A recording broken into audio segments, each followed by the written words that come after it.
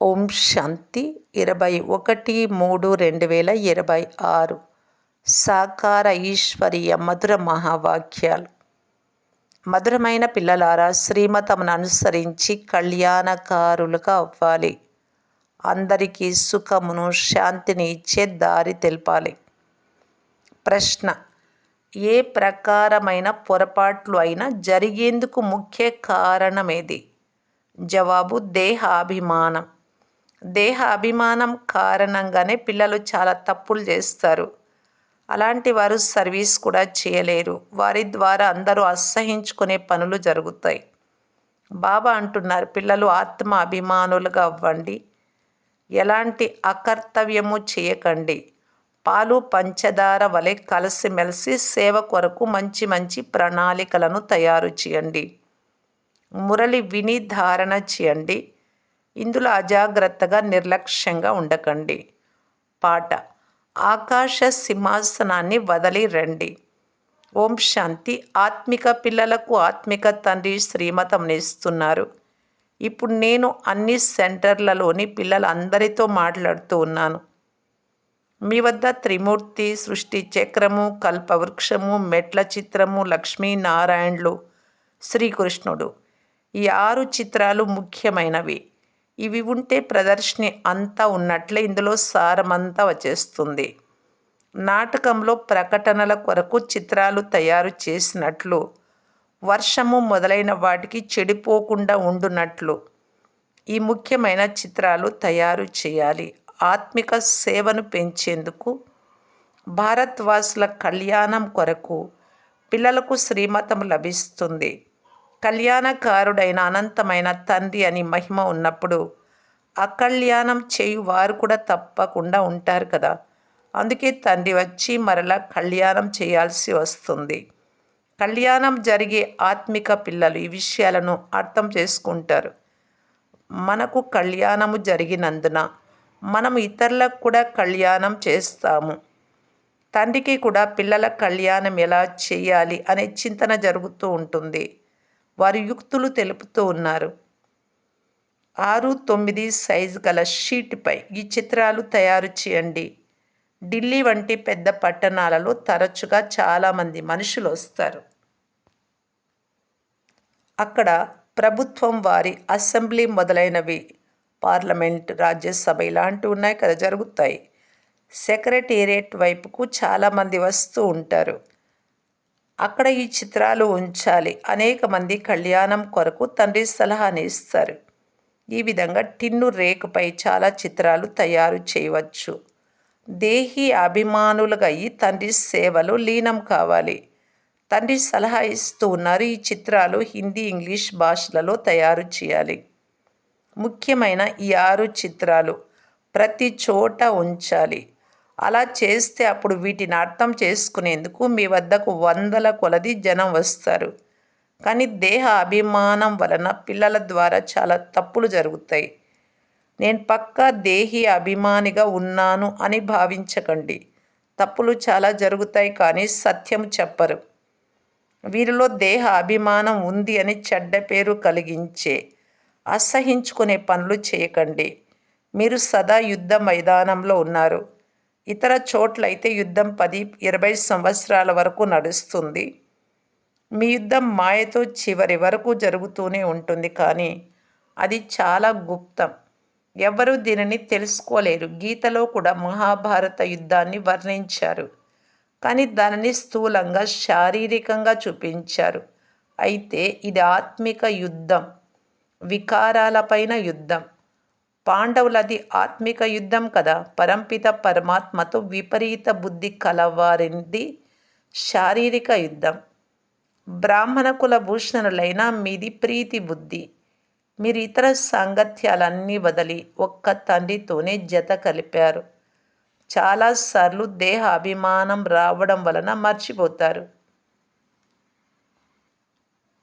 స్వయంగా మీరే పదవి భ్రష్టులవుతారు. చివరిలో చాలా పశ్చాత్తాపపడాల్సి వస్తుంది. అప్పుడేమీ చేయలేరు. ఇది కల్పపు ఆట. ఇప్పుడు ఎవరైనా అకర్తవ్య కార్యం చేస్తే కల్పాలకు పదవి భ్రష్టులవుతారు. ఎందుకంటే ఇవే జన్మలే కనుక చాలా నష్టపోతారు.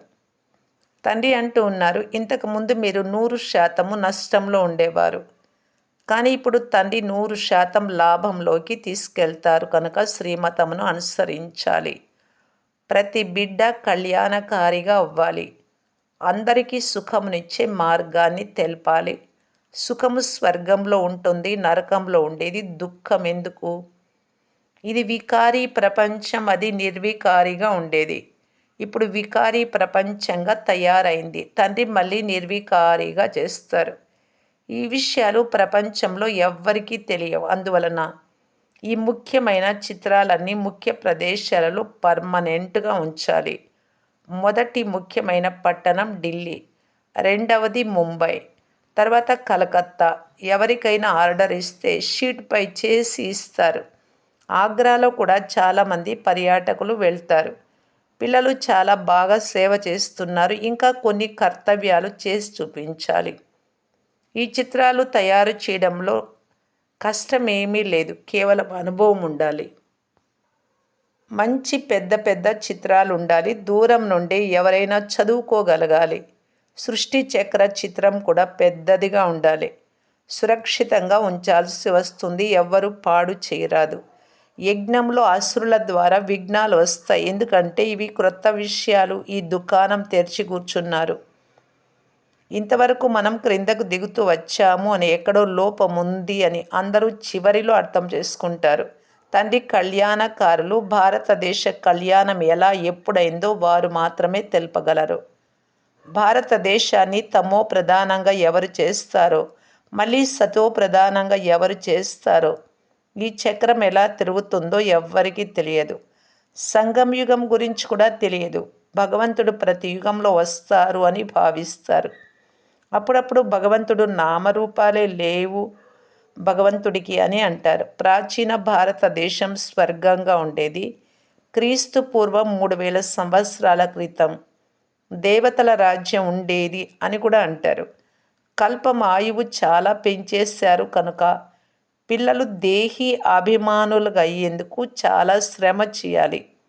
అర్ధకల్పం సత్య త్రేతాయుగాలలో మీరు ఆత్మ అభిమానులుగా ఉండేవారు, కానీ పరమాత్మ అభిమానులుగా లేరు. ఇక్కడ మీరు దేహ అభిమానులుగా అయ్యారు, మళ్ళీ ఆత్మ అభిమానులుగా అవ్వాల్సి ఉంటుంది. యాత్ర అనే పదం కూడా ఉంది, కానీ అర్థం తెలియదు. మన్మనాభవ యొక్క అర్థం ఆత్మిక యాత్రలో ఉండండి. ఓ ఆత్మలారా, తండ్రి అయినా నన్ను స్మృతి చెయ్యండి. కృష్ణుడైతే ఇలా చెప్పలేరు. అతను గీతా భగవానుడిగా ఎలా అవ్వగలడు? అతనిపై ఎవ్వరు కూడా కళంకము ఆపాదించలేరు. మెట్లు దిగుతూ వచ్చినప్పుడు అర్ధకల్పం కామచితిపై కూర్చొని అపవిత్రంగా అయిపోయారు. ఇది ఇనుప యుగం. వారి సాంప్రదాయం అపవిత్రంగానే ఉంటుంది. కానీ అందరివి నల్లగా ఎలా తయారు చేయాలి? తయారు చేసిన చిత్రాలు మొదలైనవి కూడా తెలివిహీనత ద్వారా చేసినవే. కృష్ణుణ్ణే శ్యామ్ అని, మళ్ళీ వారినే సుందరుడు అని ఎలా చెప్పగలరు? అందుకే అంధవిశ్వాసంతో బొమ్మల పూజ చేసేవారు అని చెప్పబడుతుంది. బొమ్మలకు నామరూప కర్తవ్యాలు ఏమీ ఉండవు. మీరు కూడా మొదట బొమ్మల పూజలు చేసేవారు కదా, అర్థం ఏమీ తెలిసేది కాదు. ముఖ్యమైన ప్రదర్శనీ చిత్రాలను తయారు చేయమని తండ్రి తెలియజేశారు. ప్రదర్శనీల తర్వాత ప్రదర్శని జరిపే విధంగా కమిటీలను తయారు చేయాలి. అనేక మంది బంధన ముక్తులుగా ఉన్నారు. కన్యలు బంధన ముక్తులు. ఇక వయసు అయినటువంటి వానప్రస్థంలో ఉండేవారు కూడా బంధన ముక్తులే. కావున పిల్లలు ఏం చేయాలి?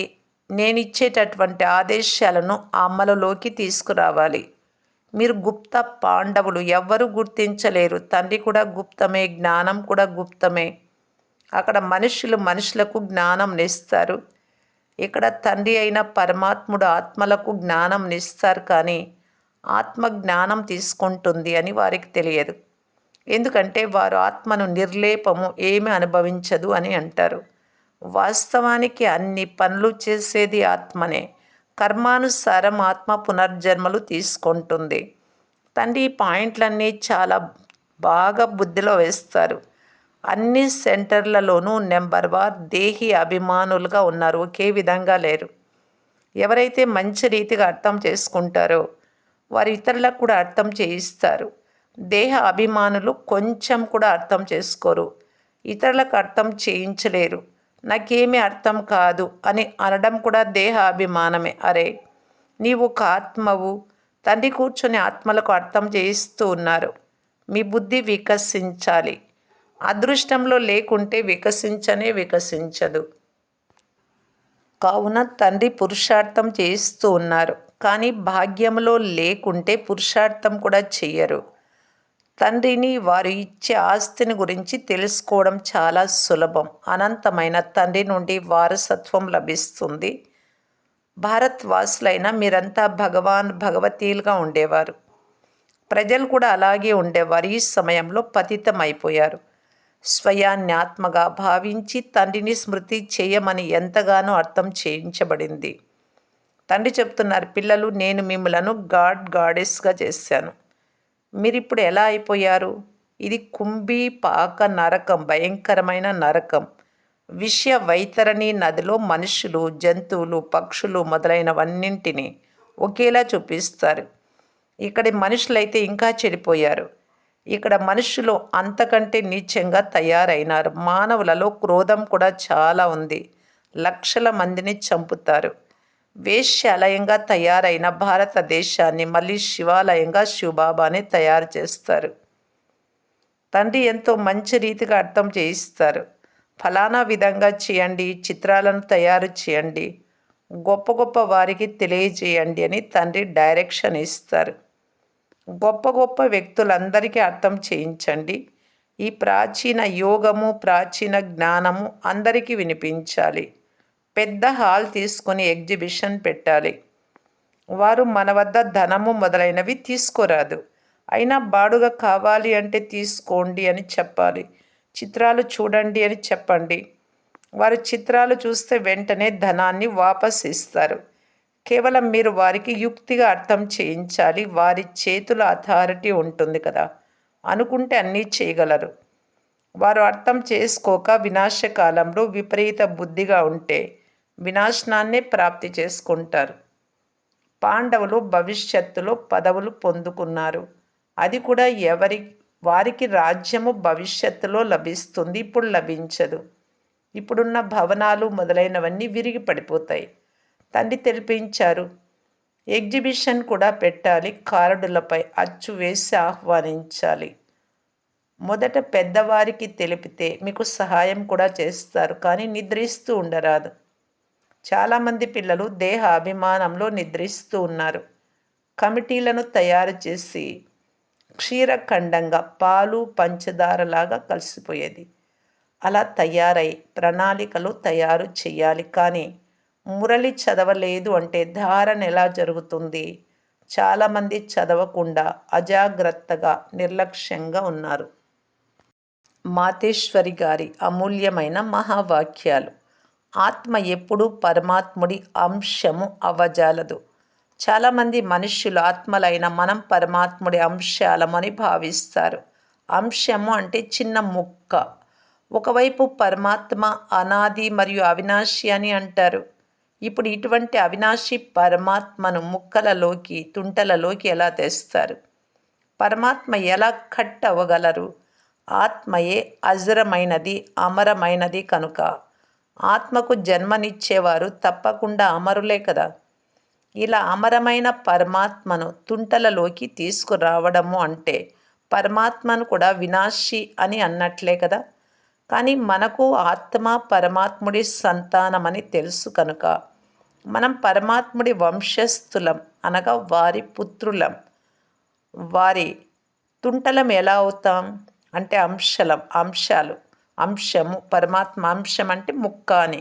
అందువలన పిల్లలు, నేను స్వయం అవినాశిని, వెలుగుతున్న జ్యోతిని, నేను దీపాన్ని, నేనెప్పుడు ఆరిపోను. మిగిలిన మనుష్యాత్మలందరి దీపాలు వెలుగుతాయి, ఆరిపోతాయి కూడా. అందరినీ మేల్కొల్పేవాడిని నేనే. ఎందుకంటే లైట్ మరియు మైట్ శక్తిని ఇచ్చేవాడిని నేనే. అయితే పరమాత్మైన నా లైట్కు, ఆత్మలైన మీ లైట్కు రెండింటికి తేడా అయితే తప్పకుండా ఉంది. ఎలాగైతే ఎక్కువ పవర్ గల బల్బులు, తక్కువ పవర్ గల బల్బులు ఉంటాయి కదా, అలా ఆత్మలలో కూడా కొన్ని ఎక్కువ పవర్ గలవి, మరికొన్ని తక్కువ పవర్ గలవి ఉంటాయి. పరమాత్మ పవర్ అన్ని ఆత్మల కంటే ఎక్కువ కనుక పరమాత్మను సర్వశక్తివంతుడు అనగా సర్వాత్మల కంటే వారిలో ఎక్కువ శక్తి ఉంది. వారంతకు వారే సృష్టి అంతంలో వస్తారు. ఒకవేళ ఎవరైనా పరమాత్మ సృష్టి మధ్యలో వస్తారు అని అనుకుంటే, అనగా యుగే యుగే వస్తాడు అని భావిస్తే, పరమాత్మ అందరికంటే శ్రేష్ఠుడిగా ఎలా అవుతారు? ఎవరైనా పరమాత్మ యుగే యుగే వస్తారు అని అన్నారు అంటే, పరమాత్మ పదే తన శక్తిని నడిపిస్తారు అని భావించాలా? ఒకవేళ మధ్యలో తన శక్తి ద్వారా అందరికీ శక్తిని లేక సద్గతిని ఇస్తే, వాటి శక్తి స్థిరంగా ఉండాలి కానీ దుర్గతిని మళ్ళీ ఎందుకు ప్రాప్తి చేసుకుంటారు ధర్మాన్ని స్థాపన చేసిన తర్వాత? కనుక దీని వలన పరమాత్మ యుగే యుగే రారు అని, పరమాత్మ ఇంత గొప్ప సేవ చేశారు కనుకనే వారి స్మృతి చిహ్నాన్ని పెద్ద శివలింగంగా తయారు చేసి ఇంతగా పూజిస్తారు. కనుక పరమాత్మ తప్పకుండా సత్యమైన వారే కాక చైతన్యమైన వారు కూడా, అంతేకాక ఆనంద స్వరూపులు కూడా. అచ్చా, ఓం శాంతి. మధురాతి మధురమైన అపురూపమైన పిల్లలకు మాతాపిత బాప్దాదాల ప్రియ స్మృతులు మరియు గుడ్ మార్నింగ్. ఆత్మిక పిల్లలకు ఆత్మిక తండ్రి నమస్తే. ధారణ కొరకు ముఖ్య సారం. ఫస్ట్ పాయింట్, దేహి ఆత్మ అభిమానులుగా సేవ చేసేందుకు భిన్న భిన్న యుక్తులు కనుగొనాలి. పరస్పరము పాలు పంచదార వలె కలిసిమెలిసి ఉండి సేవ చేయాలి. తండ్రి వలె కళ్యాణకారిగా అవ్వాలి. సెకండ్ పాయింట్, ప్రీతి బుద్ధి కలవారై ఇతర సాంగత్యాలన్నీ త్యజించి ఒక్కరితోనే సాంగత్యం జోడించాలి.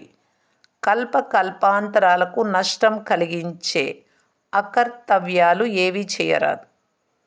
వరదానము, బేహద్దు వైరాగ్య వృత్తి ద్వారా నష్టో మోహ స్మృతి స్వరూపులుగా అయ్యే అచల్ అడోల్ భవ. ఎవరైతే సదా బేహద్దు వైరాగ్య వృత్తిలో ఉంటారో వారు ఎప్పుడు ఏ దృశ్యాన్ని చూసినా భయపడరు, చలించరు, సదా చంచలంగా స్థిరంగా ఉంటారు. ఎందుకంటే బేహద్ అనంతమైన వైరాగ్య వృత్తి ద్వారా నష్టో మోహ స్మృతి స్వరూపంగా అయిపోతారు. ఒకవేళ ఏదైనా చూసి కొద్దో గొప్పో అనగా అంశ మాత్రం కూడా ఆందోళన కలిగినా లేక మోహం ఉత్పన్నమైన అంగదుడి సమానం అచల్ అడోల్ అని అనరు. బేహద్దు వైరాగ్య వృత్తిలో గంభీరతతో పాటు రమణీకత కూడా ఇమిడి ఉంది. స్లోగన్, రాజ్య అధికారితో పాటు బేహద్దు వైరాగిగా అయి ఉండడమే రాజర్షి యొక్క గుర్తు. రాజు ప్లస్ ఋషి. రాజు అంటే అధికారి, ఋషి అంటే అనంతమైన వైరాగ్యంలో ఉండేవారు కనుక రాజర్షి. అవ్యక్త సూచన, నిశ్చయం యొక్క పునాదిని గట్టి చేసుకొని సదా నిర్భయంగా నిశ్చింతగా ఉండటానికి బాప్దాదా తెలియజేస్తున్నారు. వ్యర్థ సంకల్పాలు లేక సంశయము ఉత్పన్నమవ్వటానికి అవకాశం ఉన్నప్పటికీ సదా తండ్రి రక్షకుడు, కళ్యాణకారి అనే సమర్థ సంకల్పాలు చేయాలి. ఈ నిశ్చయం యొక్క విజయం తప్పకుండా జరుగుతుంది ఇలా నిశ్చయం పెట్టుకుంటే. కనుక క్వశ్చన్ మార్కు యొక్క వంకర మార్గం తీసుకోక, ప్రశ్నలు అంటే వంకర మార్గం, సదా కళ్యాణం యొక్క బిందువును ఫుల్ స్టాప్ పెట్టండి. ఈ విధి ద్వారా ప్రతి విషయము సహజము అవుతుంది మరియు సిద్ధి విజయం కూడా ప్రాప్తి అవుతుంది. నమ్మకం ఉంచుకోవడం ద్వారా సదా తండ్రి రక్షకుడు, కళ్యాణకారి అని. ఓం శాంతి.